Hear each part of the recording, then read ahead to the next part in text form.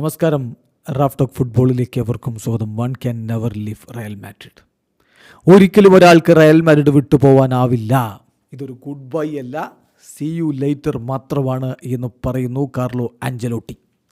ഹൃദയത്തിലാണ് Real മാഡ്രിഡിന് സ്ഥാനമെന്ന് പലവട്ടം പറഞ്ഞ Carlo Ancelotti ഇപ്പോൾ അവിടം വിട്ട്, അതും ക്ലബ്ബ് വേൾഡ് കപ്പിന് തൊട്ട് മുമ്പ് പടിയിറങ്ങിയിട്ട് ബ്രസീലിയൻ ദേശീയ ടീമിൻ്റെ കോച്ചായിരിക്കുകയാണ്. ഈ ഘട്ടത്തിലാണ് മാർക്ക അദ്ദേഹത്തോട് ഇതേ ചോദ്യം ചോദിക്കുന്നത്.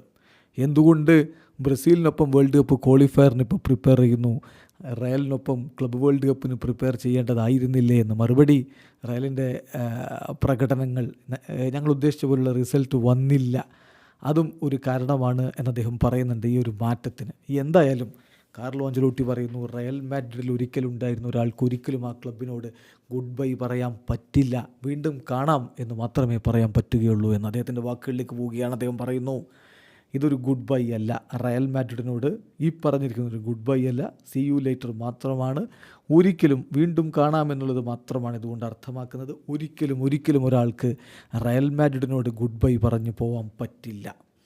പിന്നെ എന്താണ് റയൽ മാഡ്രിഡ് എന്ന് ചോദിച്ചാൽ, റയലിനെ പോലെ മറ്റൊന്നില്ല എന്നതാണ് യാഥാർത്ഥ്യം.